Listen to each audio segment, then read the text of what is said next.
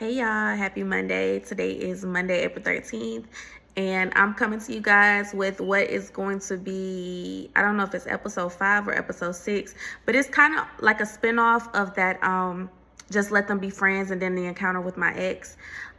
First off, y'all blew that video up. I am so excited about that. Thank y'all so much for tuning in. I appreciate all the likes. I appreciate all the comments. You guys are more than welcome to comment and engage with me. I will absolutely engage back with you. We can have a conversation. You could get my opinion. Heck, you could teach me something that I don't know, right? So more than happy to engage with you guys, and I'm so appreciative of where that video is, because right now it's like at 168 views. I believe as I'm recording this, it's 168 views. I don't have a video like that since 2024, I believe. So no, my Esther video was like 144. So yeah, but anyways, regardless, I'm more than appreciative. Y'all don't know, me and my 7-year-old have been so excited seeing those numbers rise, seeing the comments, seeing the likes. Again, y'all, this is my personal life. Like I'm telling y'all my personal business. I'm not watching nobody and copying their story. I'm telling y'all my personal business. So it's already a very vulnerable and sometimes nerve-wracking activity coming on here and talking to y'all. But I'm more than appreciative of just the viewers and the comments, and whether you view my videos consistently or once every blue moon, regardless, I'm more than appreciative. Even if you view it and you don't like it, or you view it and you don't comment, I'm more than appreciative. Y'all, I don't really care about the numbers. Not that I don't care about y'all watching it, but I just care about God's message getting out. And if my story can be used to help somebody, that's all I care about. And if talking to you guys, or you guys listening to me and you guys having conversation back and forth with me, if it elevates me and it elevates you, that's what I care about the most. I promise you, I'm not one of those people who need 2,000 views, 5,000 views, 2,500 subscribers. It's not about that. Because if I have all them subscribers, but they not people who really trying to work on a relationship with God and work on a relationship with people and really be a Christ-centered person, then what does that do for me? That does nothing for me. You following me, but you ain't trying to move like how God wants you to move, right? I'm up here to encourage you guys to do what God wants you to do. Not follow me, not follow my lead, not do none of the things that I do or the things that I'm planning to do, but I want you here to get God's word and see how it applies to your life. So I'm more than grateful of everything that has transpired over the last couple of days from that video. And I pray it continues.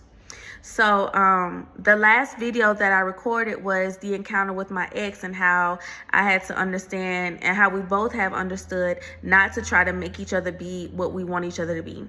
Right after that, right before that, I actually recorded a video, and that one is going to be about intentions and boundaries, because like I said in that video, it is extremely hard trying to be friends with somebody that you like, you care about, you want to be with.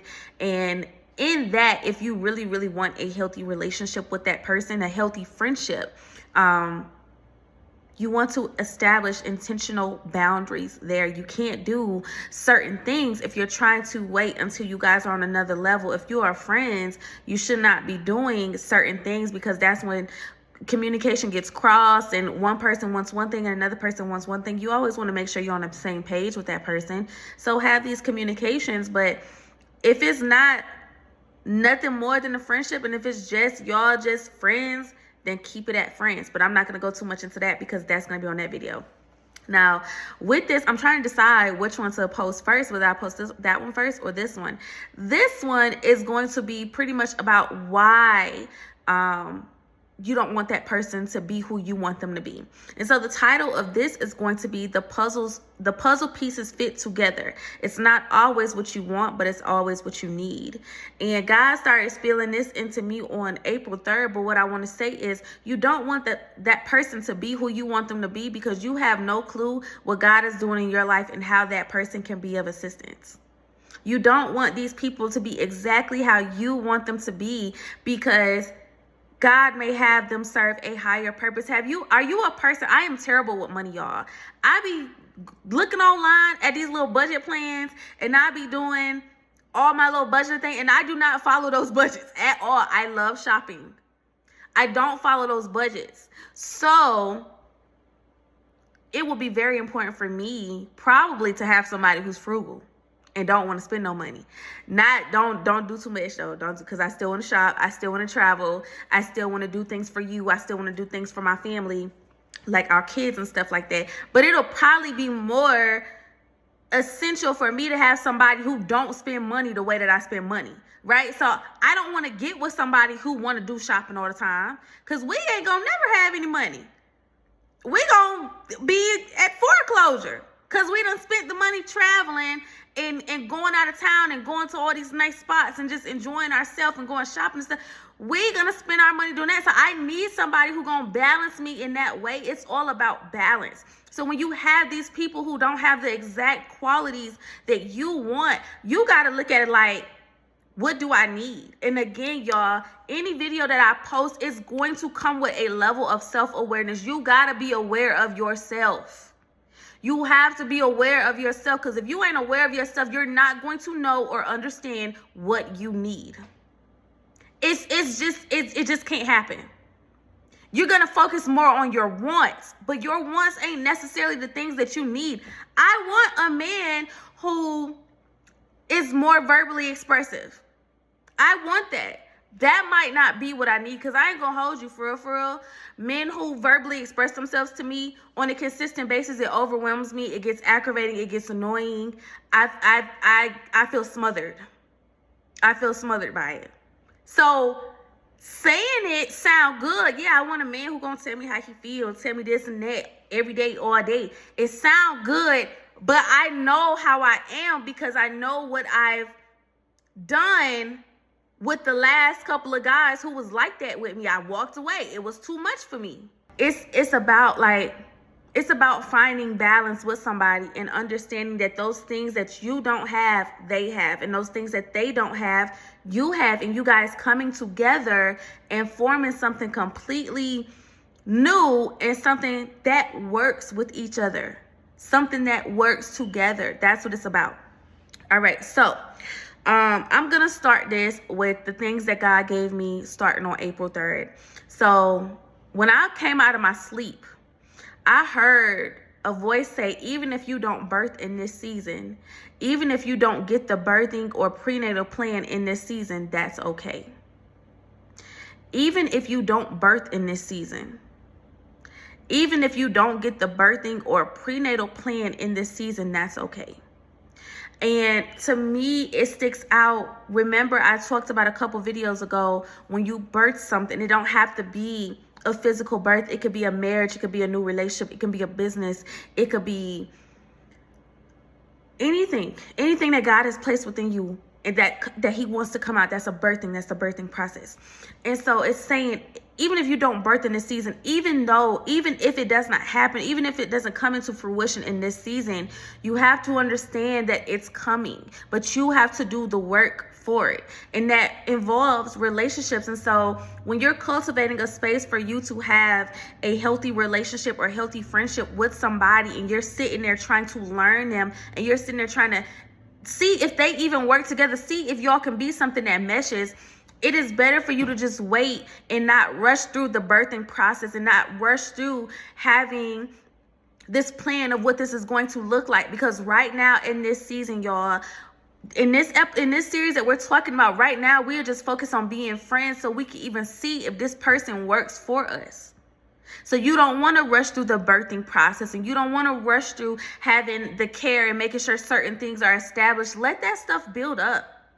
Let it build up. That way it's real, it's true. You ever notice how those things that you rush through, they burn out a lot quicker, or they don't last? Because it was rushed through. It wasn't built on a stable foundation. It was built on sand.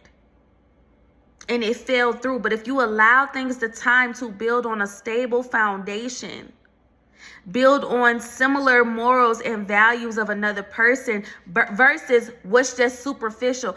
Oh yeah, we look good together because he handsome and I'm cute, and we look good together on the magazine, and you know he fit my steed because he worked this type of job and I worked this type of job, and they work together.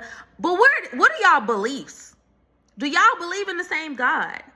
How do y'all believe in raising your kids? Do y'all believe in vaccinations and not vaccinations? What are your political views? Like, these are things that you need time to establish. These are things that are not even covered in the most basic conversations because they're so deep. So you don't want to rush through getting into a relationship with somebody and then finding out you don't even know that person because the vision that you had of them in your head is not who that person is. Y'all got crazy opposition in some of the most important areas. You believe your child should be homeschooled. He believed the child should go to public school to experience certain things. You believe the child should not have vaccinations. They believe the child should have vaccinations, all of them. You believe children should not get whippings and all that. They believe children should get all type of whippings. These are you believe in God, they believe in Allah. Or they believe in Buddha. They believe in another God. These are very, very critical things that you need to focus on in a space where you are building a friendship with somebody. How were they when they were growing up? Who raised them? What is the characteristic of the person that raised them? What is the characteristic in their bloodline? Because ultimately you have kids with this person. This person is going to be probably raising their kids how they was raised. And you need to figure out if that works for you or not. You need to figure out if this person is still a byproduct of the environment that they was raised in, or if they saw that environment and they decided that they wanted to do something different in their life and they're a completely different person. Like me, I'm not a byproduct of how I was raised. I'm a completely different person. So even though my childhood was not as it should have been, I don't reflect that. That's not reflected in my behavior. That's not reflected in how I treat people.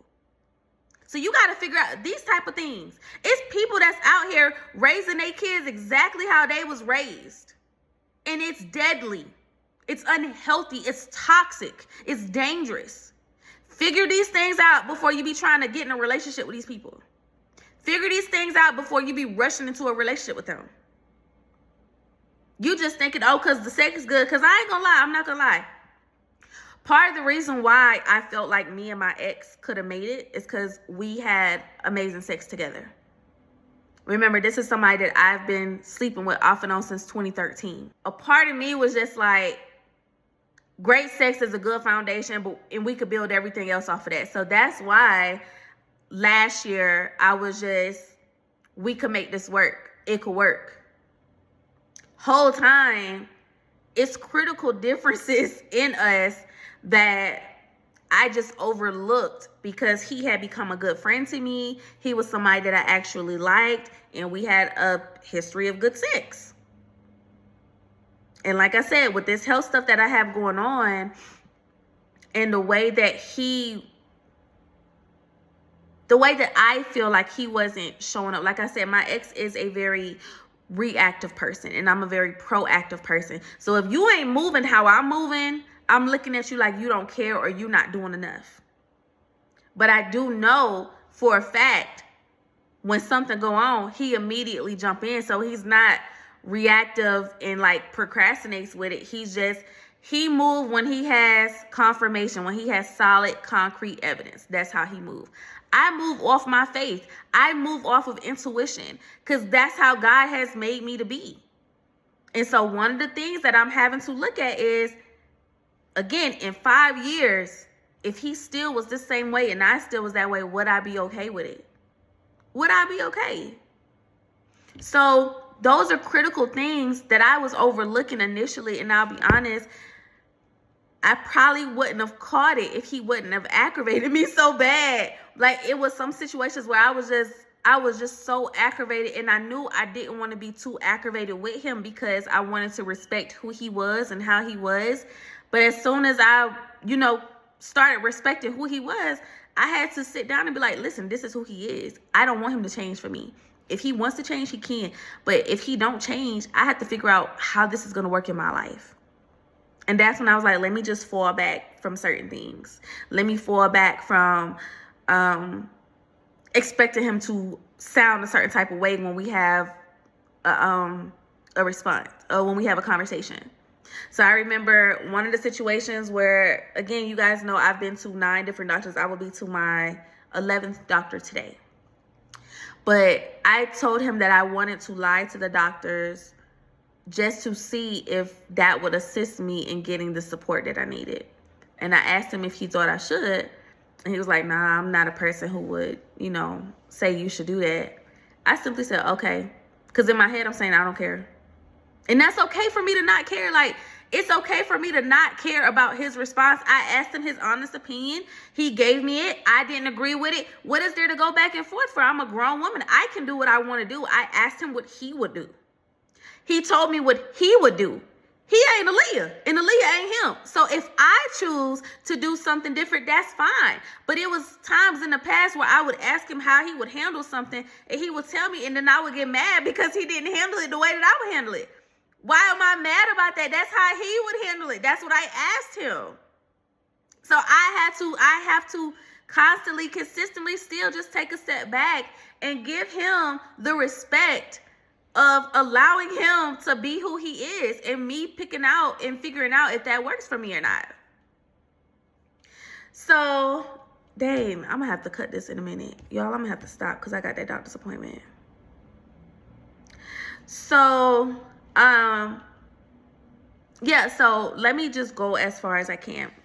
So, God also sent me I was getting some emails with some keywords. So one word is new arrival. And then I saw the word 2299, which in the Strong's Greek Concordance, it means sight or view. And then 1122, which in the Strong's Greek Concordance means a rider. And then in 558 in the Strong's Greek Concordance means a freed man. And in Hebrew, it means God is mighty. And in this, I feel like God was telling me, like, I get the opportunity to write my story how I want it to be. But I have to be able to see things in a different way. And I have to be able to move past the restrictions that used to hold people hostage and hold me hostage. Because in all honesty, those restrictions that I have in my head, you can't be this type of way and you can't be that type of way. And if you are that type of way, you can't be in my presence and you can't be around me. It has restricted me from having relation with really, really cool people. And it has restricted those people from being their true self, because Aaliyah's boundaries are so strong and Aaliyah's expectations are so high. I ain't never going to be able to meet them. And so I just see in this season where God is telling me I get the opportunity to write my story.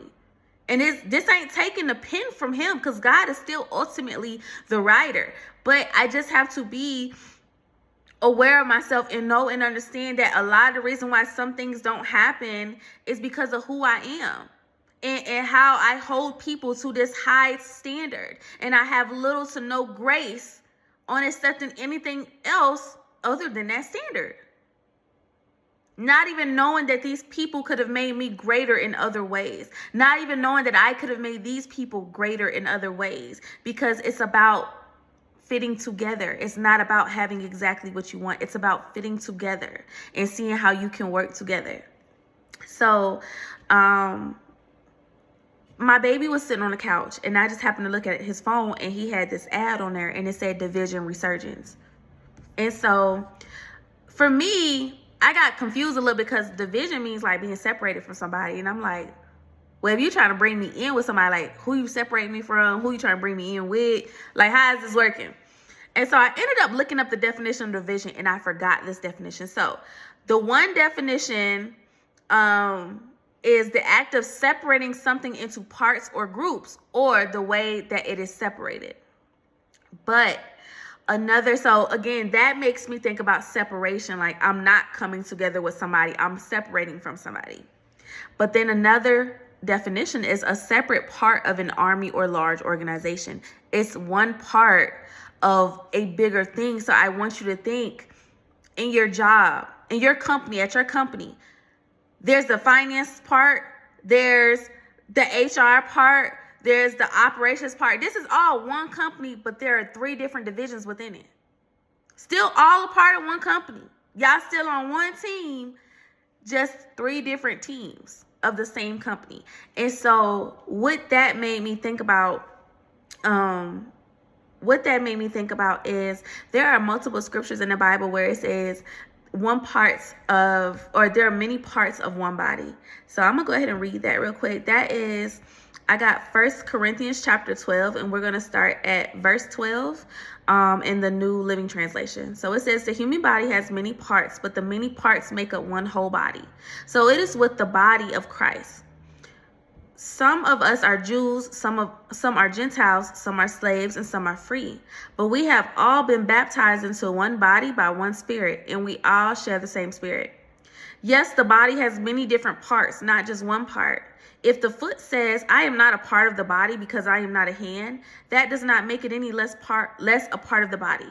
And if the ear says, I am not part of the body because I am not an eye, would that make it any less a part of the body? If the whole body were an eye, how would you hear? Or if your whole body were an ear, how would you smell anything? But our bodies have many parts, and God has put each part just where he wants it. How strange a body would be if it had only one part. Yes, there are many parts, but only one body. The eye can never say to the hand, I don't need you. The head can't say to the feet, I don't need you. In fact, some parts of the body that seem weakest and least important are actually the most necessary. And the parts we regard as less honorable are those we clothe with the greatest care. So we carefully protect those parts that should not be seen, while the more honorable parts do not require this special care. So God has put the body together such that extra honor and care are given to those parts that have less dignity. This makes for harmony among the members so that all the members care for each other. If one part suffers, all the parts suffer with it. And if one part is honored, all the parts are glad. All of you together are Christ's body, and each of you is a part of it.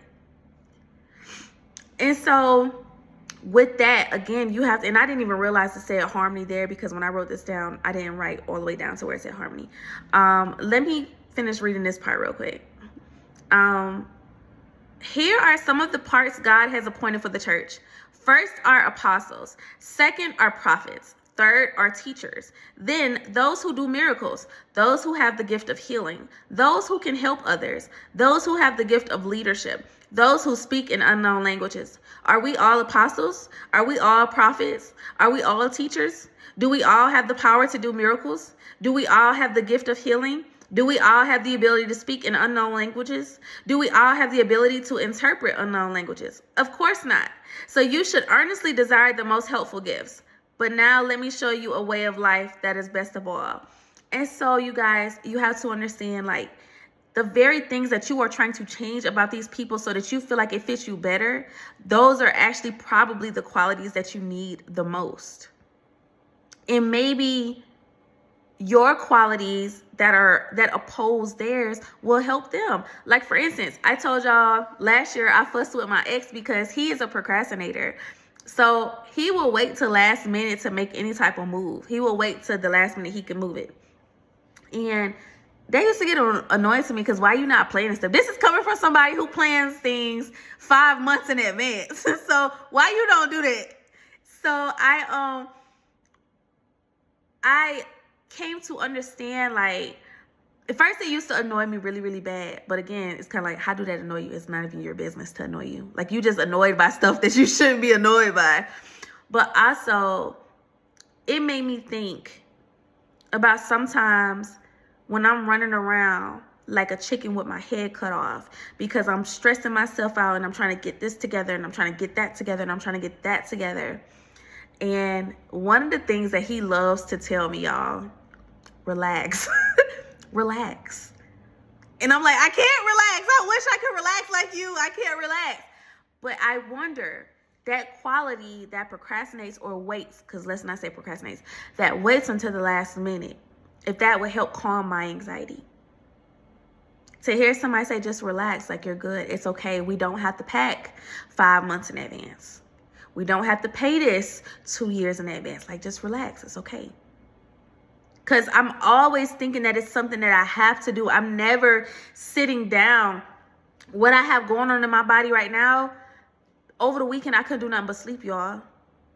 I couldn't do nothing but sleep. The only thing that I did, I did some chores, but I couldn't do nothing but sleep. And it's like, I'm not used to that, so I be feeling like I'm doing something wrong. But God knows, like, your body just needs rest because you're always running on 200 miles per hour, just running around when you just could be sitting down. You don't even, it's stuff that I be doing that I do not have to do.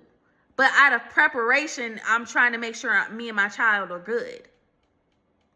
And it's like, you don't have to do all that. Like, just relax. And so it made me think, like, I wonder if that chillness and that being able to wait and not just jump up all the time, if that will calm me down some.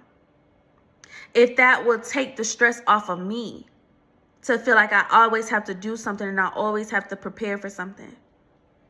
Because I'm always trying to be ready. I wonder if that personality of being so chill could be helpful for me. So it's just like, you just got to be willing to look at things differently versus just seeing things straight on and being like, this is how it's supposed to be. And so I have to go in a minute, but I want to say this part real quick because I thought that this was something too. So that same day, I had 2 technicians come work on my house. I had somebody work on my stove, somebody work on my furnace. Those guys left and then they each came back. Both of them came back, I promise you, within 2 minutes of each other. The guy who worked on the stove, he came back and said, hey, I think I dropped my earbud. So he came and got his earbud out of the kitchen. Soon as I left him out, I came back upstairs. The guy knocked on the back door. Hey, I have to get some pictures of the furnace. Can I come in? And I'm like, yeah. And I was a little bit annoyed because, come on now, it seemed a little plotty to me. Y'all, I watch too many action movies. I be on guard all the time. I be on guard. I be moving like I really have ops in this world. Ain't nobody think about me. I watch too many action movies though, so I gotta be on point all the time. You not finna kidnap me, period. I'm on guard. So I was just aggravated because I'm like, y'all plotting, y'all trying to do something. But afterwards, God made me take note of what they came and got. So first off, they both worked on something that is a source of heat. One guy worked on my stove, heat. The other guy worked on my furnace, heat. They both worked on a source of heat, but then also the guy came back and got an earbud. The other guy came back and took pictures. God said restored sight and restored hearing. And that just hit me because, so let me go back to the resurgence part.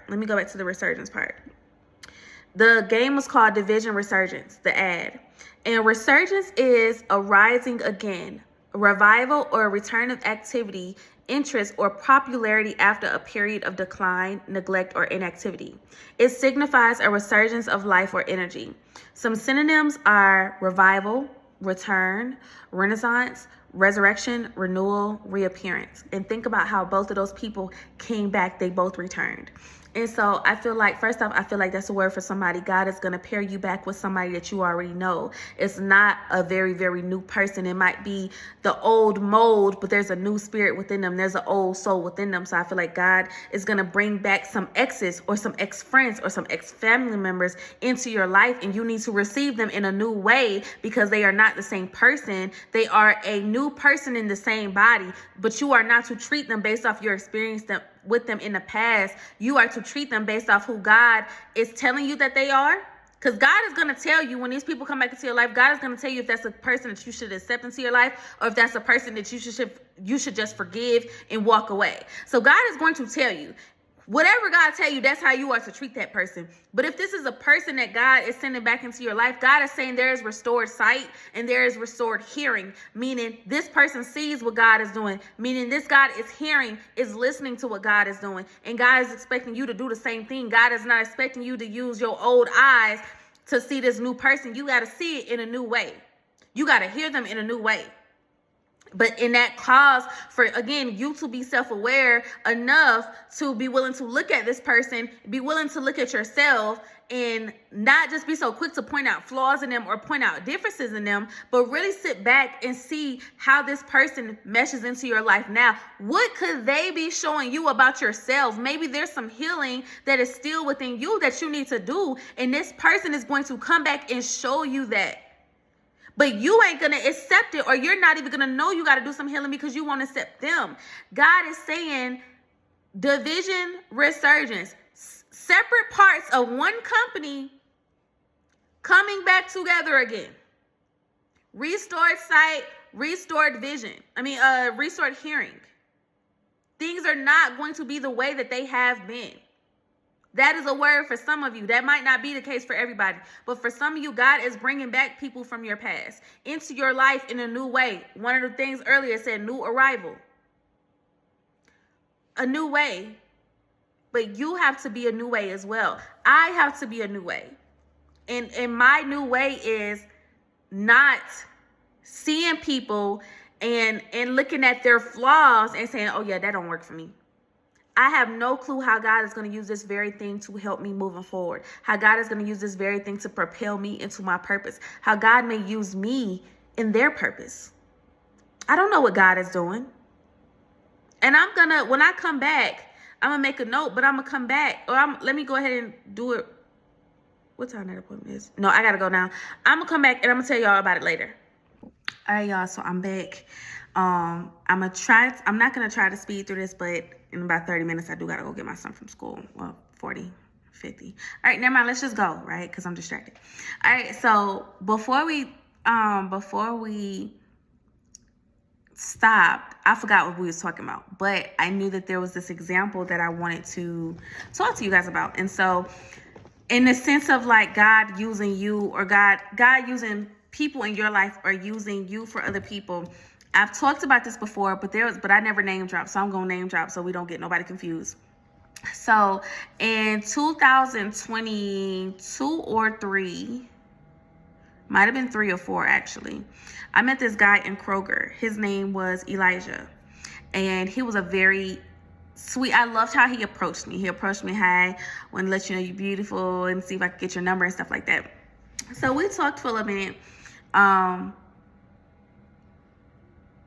Elijah was not my type, but I was willing to expand my type. Like, we really got to get out of our type, especially when it's in a physical sense. Like, because your person could be the exact opposite of what you want.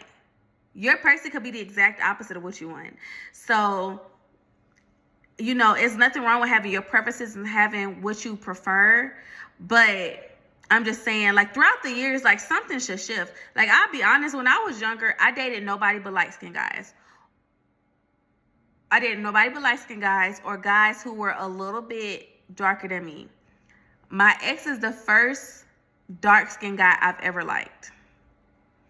And it was nothing wrong with that, because like I said, when we started dealing with each other, it was just sex. But now, like, even now, I tell y'all, oh, I love chocolate men.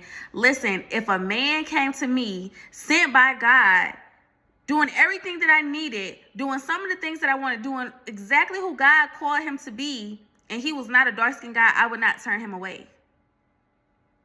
I like guys with a bigger build, like that football player build. If a good guy came to me and he did not have that build, I'm not going to turn him away. I'm not so surface level, because I care more about your heart, and I care more about your spirit and how you treat me, how you treat the people around you, how you treat yourself. I care about those things. That physical stuff, like, it's cool. It's great. It will be an A+ to have all of that together. But if I had somebody who was not my type physically, and they did everything that I needed, they would be my type. Because I don't allow myself to be limited by the physical appearance of somebody. So, the guy Elijah, he was cool or whatever. Now, Elijah was younger than me. At that time, I believe he told me he was 26, so I had to be like 28, 29. It come to find out, because I was being nosy and I found him on Facebook. Elijah was actually 23 years old. So let me move backwards. In conversation, we talked. I let him know I'm a woman of God. I do XYZ. I do how God lead me, yada, yada, yada. And Elijah was the same way. And he actually had like a really good relationship. He was deep in the church and he had a good relationship with God. But what had happened was Elijah had went and had sex after being celibate, and he allowed that sin to condemn him. So he stopped. He had too much shame to go back to God. My purpose in his life was to open the door for him to go back to God. I did not know that at that time. I did not know that till afterwards. But my purpose in his life was to introduce him back to God. He was introduced back to God because as a woman of God, like, I'm serious about my relationship with God, and I'm serious about the men who I date having a relationship with God. So Elijah lied, but his lies didn't do anything but open that door for God. So to impress me, he was like, oh, let's do Bible study. Like, I think we should do a Bible study together. And I'm like, okay, so how about this? So you pray about it, I pray about it, and we come back together. And if God gave us the same day and time, then we gonna do it. I never heard anything else about that Bible study from him again. Never. He never brought it up again. One day we met up at the grocery store. He wanted to see me. I had came out the store, got my groceries, and there was a man outside with his baby. And he was like, ma'am, can you please help me buy something? So I said, yeah, sure. And I ain't gonna hold you. When I buy people, when I do for people who need help, I just tell them to go in the store and get what they want. Because honestly, people have different allergies. They have different lives. I don't want you to get something that you don't like. Homeless or not, I feel like you deserve to have what you want. Like, I'm not one of those people that's like, well, you better be lucky you got that. If I can do it for you, I'm going to get what you want. I'm going to get what you need. I'm not finna pick and choose how to do this. I don't play that, because y'all are people too. Just because you're experiencing a downtime right now don't mean I have to look at you as anything less than me. So I had one lady that I was giving to, and she told me she wanted something to eat or something like that, but she didn't want to go in the restaurant. I said, I'll go in the restaurant and get, what do you want? And she wanted to get something cheap. I'm like, no, get what you want. What do you want? I will pay for it. Just tell me what you want, and I will go in there. I didn't want her to be embarrassed. I didn't want her to feel no shame. And I wanted her to feel worthy enough of getting what she wanted. You don't got to cheapen yourself when you're around me. So the guy wanted something, so I told him to go back in the store. I said, go get what you want, and I'm going to stand to the registers. When you're ready, I'll be up here for you. So he went and got the stuff that he wanted. At that time, Elijah had came into the store. So when he asked what was going on, I told him, he bought the guy's stuff. I didn't buy it. He bought it. Now, I'm not saying that his intentions was wrong or anything like that, but I'm saying he definitely did that to impress me. Because if it wasn't, I don't know how he would have presented. I don't know. I'm not going to speak on how that would have presented himself, but he did what he had to do to impress me. That's just the reality of it. He did what he had to do to impress me. So anyways, sometime later, I found out that he lied about his age. I didn't want to talk to him no more after that. I'm like, God, you know I don't play with liars. I don't deal with liars. You know that. And God told me I had to stay. He said, this ain't about you. This is an assignment. And you dealing with somebody is not just always about what you can get out of the situation. Sometimes it's for what you can give them. So that was when I had learned that. And sometime later, Elijah had actually made me feel uncomfortable. I came to see him. We met at the grocery store, and he was like, we talked a little bit or whatever, and he asked me about going out with him again, and I was like, yeah, we could go out this time. And because I had already pretty much in my head, I'm not going over with you because you're a liar. But I changed my mind. And then when I got home, he texted me, and he was like, I'll be honest, I don't know if I could go out with you. I don't know if I could be alone with you because you look too good. And I'm like, okay, we could go out in public. Like, we don't have to be alone. And then he was like, but I want to be alone with you. No, he's like, but I want to be alone. And I said, what do you mean? Like, you just said it's you. It'll make you uncomfortable or whatever, so let's just go out. And he's like, well, now I want to be alone. I said, God, you got to close that door. You got to close that door, because I am not equipped to deal with men who make me uncomfortable. I think that's the best way I can say it. I mean, I'm equipped. Y'all stop making me laugh. I'm equipped, but I don't want to use my equipment. Like, if you could just be chill and make me comfortable, then you'll never know I got this equipment. You feel what I'm saying? Like just be cool, be chill. But he made me so uncomfortable that I had told God, like, I can't even go on a date with him. Like, whatever purpose that you need serve, like, not to rush you, but I need you to speed this up because he's making me too uncomfortable. And now moving forward, like, I'm not going to be able to interact with him the same way as I did before. And so the next day, I forgot what happened, but he said something else. And I just like, yeah, I think this is done. Like, I think we should stop talking. I stopped talking to him. And then I blocked him because he kept texting me and I had to block him. But the moral of that story was, the purpose was not even for us to be in a relationship. It was for me to introduce him back to God, to let him know, to talk him down out of feeling condemned. And I don't know who that message is for, but when you do things and you sin and you, whatever it is, y'all, you can always take it back to God. You don't have to hide it from him. You don't have to feel shame. God convicts you. The enemy in yourself condemns you. Conviction is just a quick judgment, is to get you back on track. But condemnation is what you sit in and you don't even move forward because you're so stuck in what you did or what happened. God does not do that. God does not condemn you. He convicts you to make, it's a pop on the hand. That's what God's conviction is. It's a pop on the hand. If you done been popped on your hand and you still hurting and you still crying and you still can't come up out of that, that is not conviction, that's condemnation. And God does not do that. All right, so whoever that's for, that's for you. So, yeah, I wanted to say about how, like, God will bring you back into community with somebody who has hurt you before, who you have hurt before, who has just not played their part before. Remember, division, resurgence. He's bringing things back around, right?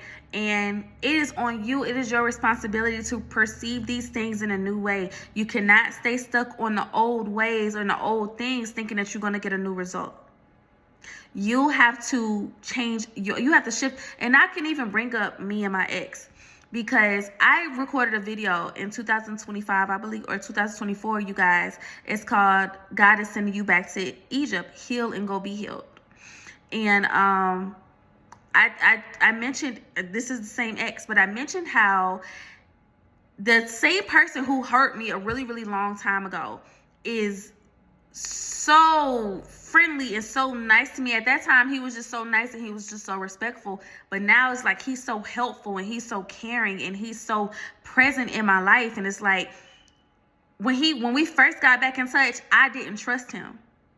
And so even though he was still this nice gentleman, the 2 dates that I went on with him is still my favorite 2 dates to this day with anybody. Just because how he made me feel. And just because how present he was and how he listened to my needs. So, but even throughout those dates, I still didn't trust him like that. And I ended up blocking him in 2024 because I said, it's not, if you're a changed person, which I'm proud of you, but if you're a changed person, it's not fair for me to be having you jump through hoops. I don't trust you. I don't know why I don't trust you. I don't believe what you're saying. I don't believe that you're really present. I don't believe that you really want to be cool with me. I think you have bad intentions. So it's better for me to just leave and let you be and not try to put you through no extra hoops. And then I came back around, I think, end of 2024, early 2025. But by that time, I had to change how I saw him. I had to change how I received him. He showed up in a completely different way. But I could not see anything past what he did to me in the past. So for people who God is bringing old people back into your life in a new way, God ain't bringing no old person back in the old way. They still doing the same things that they used to do. If you have somebody who's returning to your life and they have not changed anything, I think you ought to sit with God and ask him, what type of relationship are you wanting me to extend to this person? What are you wanting to do? Do you even want me to be in relationship with this person? Because God usually don't bring back old people in the old form. Maybe unless they still have a lesson to learn. I'll say that. Unless they still have a lesson to learn. But God don't usually do that.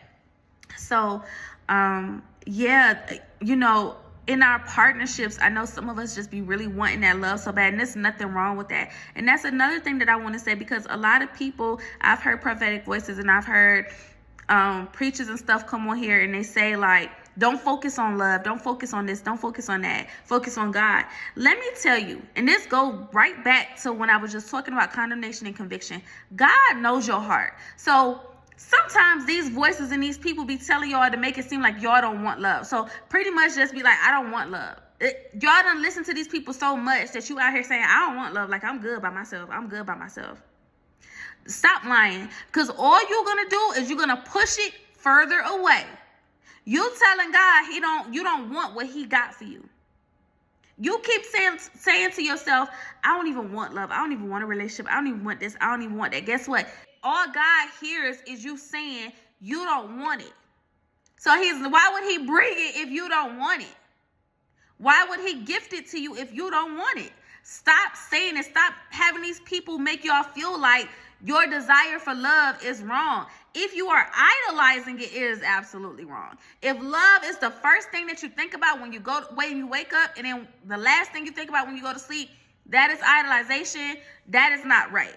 But it is nothing wrong with you being able to say, I want love. I want this for me. I want marriage. I want kids. I want the big happy family. I want this career. I want that. It's nothing wrong with you wanting it. These folks got y'all mind twisted where you feel like saying that you don't want it is what's going to make it come in faster. That's not what happens. It makes it come in slower, and you say it enough and you rehearse it in your mind, then you start turning your heart away from the very things that God has placed in your heart. If you got a strong desire for love or marriage or kids, God placed that in you. God wants you to have that. He don't just give those desires out to people. You ever met somebody who said, I don't want kids, and they really serious about it? Like, they really, really don't want kids? And do you ever met a person who kept having miscarriages, or they kept losing their kids, and they saying, I don't want kids? You know, it's a very different I don't want kids, right? One is stemming from being hurt and not wanting to be hurt anymore. The other is stemming from I'm dead serious. I don't want it. Stop letting these voices and your hurt and your pain and your past experiences determine and help you say you don't want that when you know that it's not true. That's not true. Stop saying that to yourself. Stop rehearsing that to yourself. Right? So I don't know who that's for, but it's for somebody. So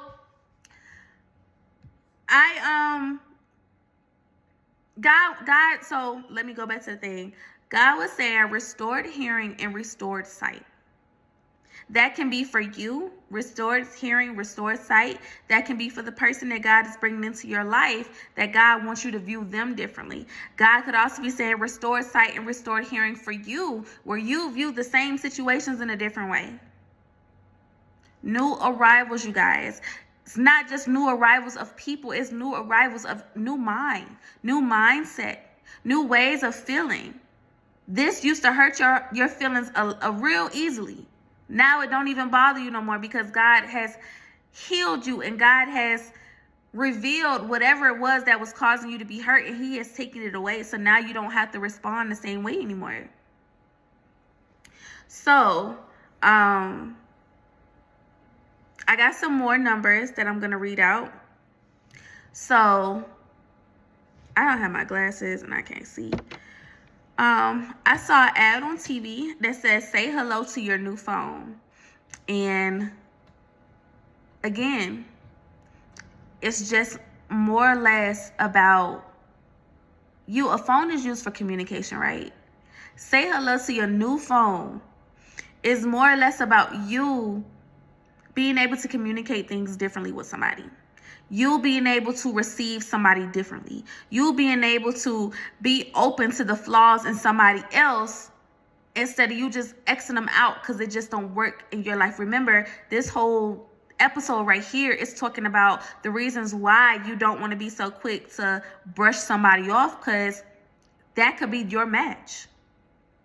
God could use you guys, and you could be two puzzle pieces being put together to create something completely different. So say hello to your new phone. Say hello to being able to communicate in a different way. Say hello to being able to receive the communication in a new way. And that just made me think again, restored sight, restored hearing.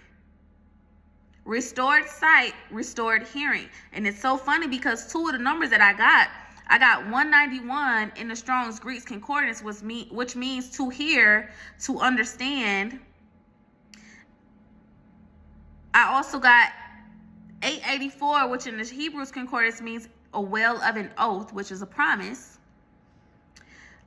97 in the Strong's Greek Concordance means pure, honest, genuine, and in Hebrew it means a double pond. 1947 in the Strong's Greek Concordance means help or assistance. 1338 in the Strong's Greek Concordance means to go through. 2228, so 2228 in the Hebrews Concordance means God has risen. And all of those, I just want you to think about whatever God is trying to do in your life, whatever relationship God is trying to do in your life. Remember, this series is called When Love Finds You Again. So whatever God is trying to do in your life, you guys, is a part of his promise. But you have to be able to receive it, to see it, to nurture it, to care for it. Like, you have to be able to do all of these things differently. I've said it in multiple videos that the version of you that receives the promise is not the version that stands before you that day. It's not the version who looked in the mirror that morning. If it was, you would have your promise. It's a certain version that you have to get to. And it requires a little bit more compassion and grace and collaboration and being able to mesh together with these things that is coming into your life so that God can do what he's trying to do. Remember, relationships is not just about us. Like, as bad as you might want a relationship just so you can have some good date nights and y'all can look cute together, it's for a purpose. It is for a purpose. God is trying to do something. We get to reap the benefits of the relationship, but God is trying to do something. So take that into consideration also when you have these people that you look at and they're good people, but they just don't meet you. Ask God, what's this purpose of this person in my life? What purpose do you have? What purpose is it for me? Maybe I need to grow, and this person is here to help my growth. Ask God these questions before you be so quick to X people out of your life because they don't meet your standards. All right, so I was in the kitchen. After all of this, I was in the kitchen and I was cooking something, and I happened to look at the TV, and my baby had a show on, and it was like chapter 1 or season 1, episode 1, and that just made me think about something. Oh, I'm finna tie that back together, y'all. That just made me think of something. But it was episode 1, season 1, episode 1, and it said prototype. That was the title. So a prototype is an early preliminary version of a product, system, or concept built to test, demonstrate, and validate design, functionality, and user experience before full production. It acts as a tangible model used to gather feedback, identify flaws, and refine ideas economically, ranging from low fidelity paper sketches to high fidelity working models. And so it says the key characteristics and benefits of a prototype: 1, validation, confirms whether a concept works or if it needs changes. 2, feedback, enables users to test the product and provide feedback early. 3, cost effective, identifies errors early, avoiding expensive mistakes in mass production. 4, fidelity levels, ranging from low fidelity, rough sketches, to high fidelity, nearly finished functional products. And so I'm finna bring that back around. Let me go on. I was watching this movie and it was called Home Safe. And it was a couple different things. This guy built this high-end security system to where there were cameras all over the house or whatever. But it's like a real advanced Alexa and Google. Like, it would take like a vision. It would take like a screenshot of people, and it will tell you everything about that person. It will tell them your blood pressure. It will tell where you went to school at. It'll tell what you do for work. It'll tell how you feel. It'll tell you what podcast you done been on recently. It'll tell what you done read recently. It'll tell what you last ate. Like, it was very high advanced. It was high end. But it knew everything that you did not say, that you might not present to the next person. And the man was describing the computer thing. The thing's name was Kira. So I'm gonna just say that if I have to keep talking. But he was describing it, and he was talking about his wife and how his wife helped him. He says, she helped take my history and turn it into the genesis of a company. Tell me y'all don't hear the prophetic message in that. She helped take my history and turn it into the genesis of a company. What is Genesis? Genesis is an origin, creation, or a beginning. What is company? Company is the fact or condition of being with another or others, especially in a way that provides friendship and enjoyment. She helped take my history and turn it into the genesis of a company. And I said this in that video where I first said, let them be your friend, y'all. God is the potter and we are just the clay. And God will take these old versions of ourselves. All of this stuff keep coming back to me now. God will take the old version of ourselves and transform us into new versions. God will take the old version of a person and transform them into a new person. Can you receive it? Will you see that newness when it comes to you? Instead of being so willing to say, that don't work for me, that don't work for me, this don't work for me, can you receive them and ask God, how does the version that's showing up in front of them, how does it pair into your life, into your purpose, into what God wants you to do in your life? Ask God these questions instead of being so quick to write these people off. So then I saw the number 226. I saw in the Greek concordance, it means to speak the truth and to be truthful. And in the Hebrews concordance, it means a mark and a sign. I also saw 1947, which I can't remember if I saw that earlier, if I said that earlier or not, but it means to help, or it means assistance, to assist. And then I saw these numbers, 1750. In the Strong's Greek concordance, it means to envelop or enclose. And in Hebrews, it means to be turned. 1013 in the Strong's Greek concordance means purpose, intention, will, desire.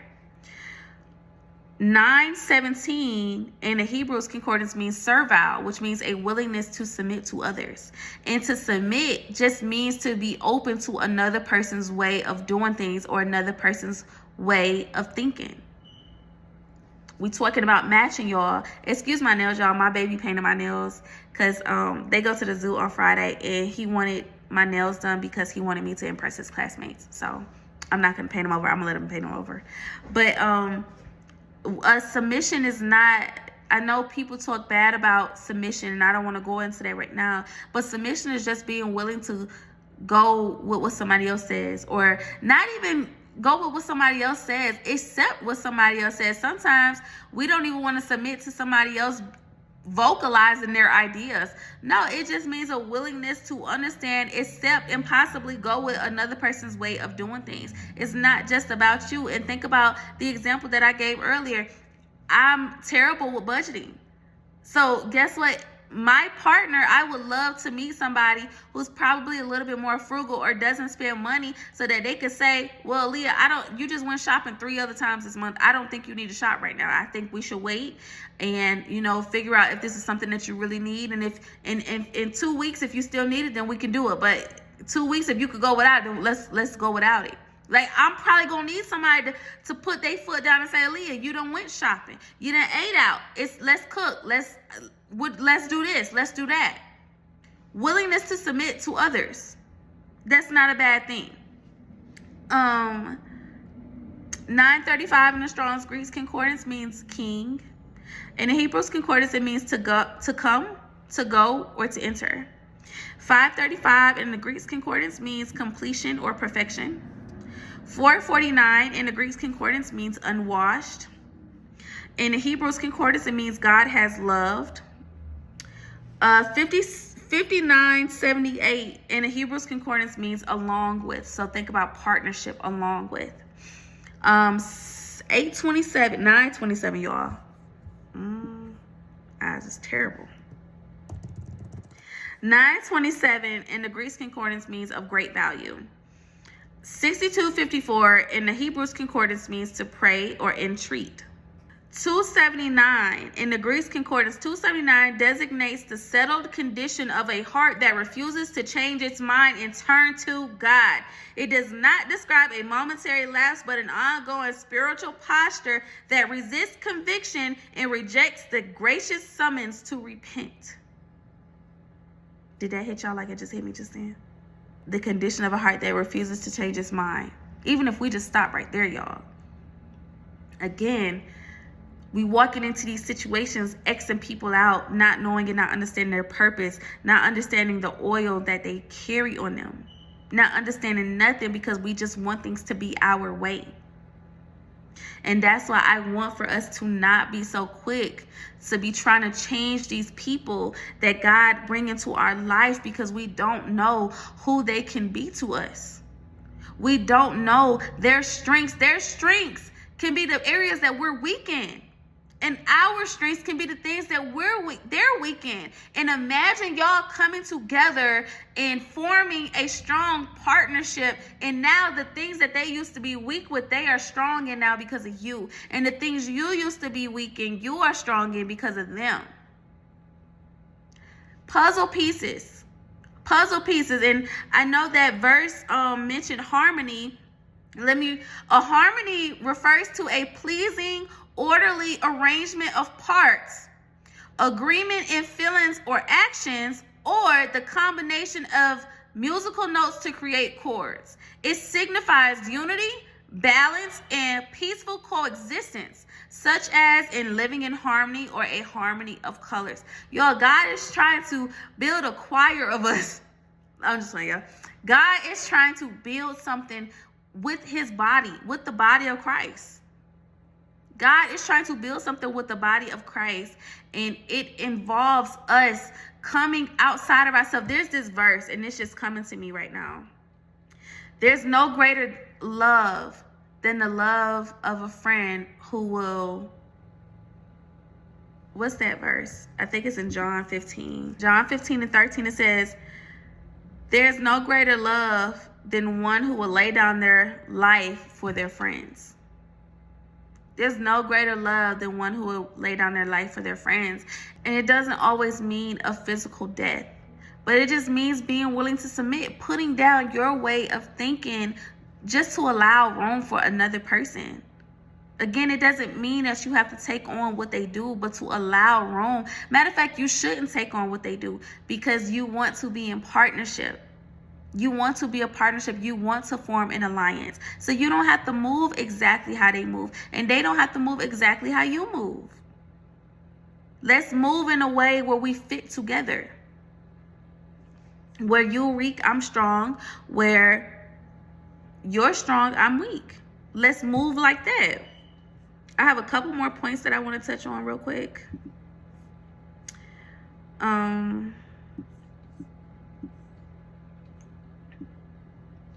So then I saw 4998, which in the Strong's Greek Concordance, it means to be sober-minded and self-controlled. And in the Hebrews Concordance, it means to be comely, to befit, to be beautiful, to be at home, to be pleasant, to be suitable. And in 6932 in the Hebrews Concordance means beginnings. And so hopefully you guys were able to tie all of this stuff back together. But God is trying to bring us something beautiful. God is trying to bring us his promise. God is trying to give us nothing but goodness, nothing but milk and honey, nothing but love, nothing but grace, nothing but compassion, nothing but abundance, nothing but that true wealth. And I'm talking about outside of money. I'm talking about in your relationships with people.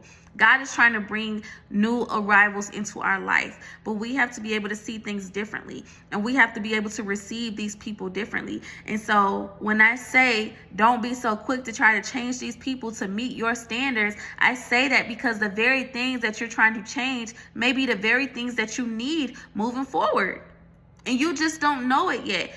What did I say about 1 Corinthians chapter 13? Didn't I say prophecy is in part and God will come and perfect it later on? Okay, then so that stands. You don't know everything that's supposed to take place in your life. So you don't know all the people that you're going to need. And you don't know if this person that you're trying to get rid of got the very skill that you need. Got the very connection that you need. But you don't wrote them off because they didn't fit what you wanted them to fit.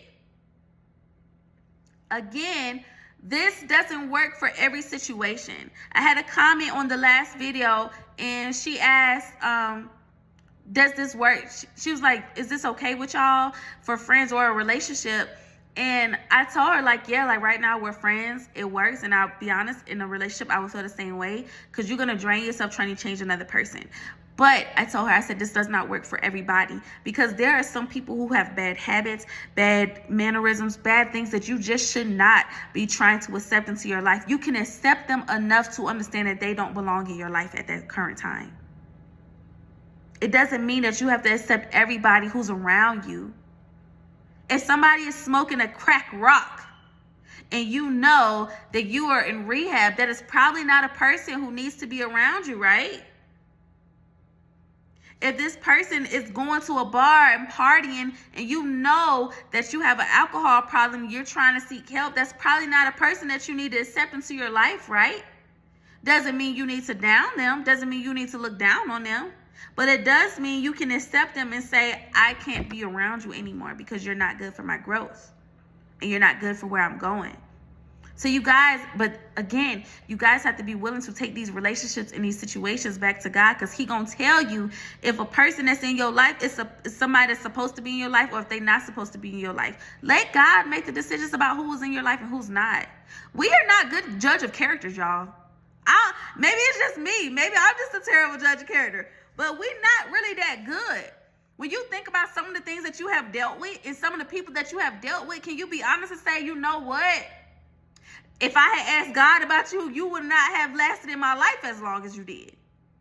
But because I had the kind heart that I did, and because I was attached to you and we had built a trauma bond, I ain't know how to let you go. Now that I got God in my life and I got God designing the relationships and partnerships that I'm in, I can honestly say I'm doing a lot better. You know, again, y'all, it comes with self-awareness. This whole series comes with self-awareness. You can't do it without being self-aware. Because you have to know where you are first before you even try to gauge where somebody else is at. You have to know where you are first. So, like I said, I hope that all makes sense, but it's puzzle pieces, y'all. We're all puzzle pieces. We're all pieces to a puzzle, and God is trying to put us together. God is trying to put us together. God has designed everything and every person that we will ever meet and every person we will ever encounter and every person we will ever love. He has designed that, and He's just trying to put the puzzle pieces together. And sometimes we overlook things that we should not overlook, but sometimes we put too much pressure or too much focus on things that don't even really matter. My ex being late to pack his bags for a vacation, that do not concern me at all. Yet I had let that thing aggravate me so bad. It's not my business. So yeah, just focus on yourself. Focus on doing what you need to do for yourself, and then allow God to show you the people that He is bringing into your life, old and new. People who have familiar faces, but you don't know their spirit now because they have been transformed. Or new people you have never met before. Let God do what He's doing, y'all.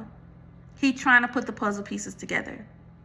Stop breaking up the puzzle because you're too busy saying no to everything that don't fit what you want it to fit.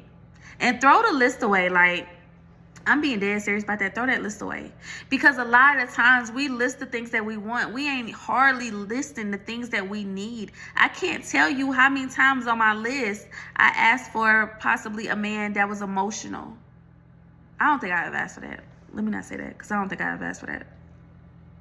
I don't know. I'm going to go through my list and see if I can find some things that I realized I don't move with anymore. I'm going to see if I can find any list. But yeah, just let God write your list, because he know what you need. He gonna give you some of what you want, but he know what you need. Let God put the puzzle pieces together, y'all. He trying to do it. We be in the way. Get out the way so God can do what he doing. I love you guys, and I will see y'all on my next video.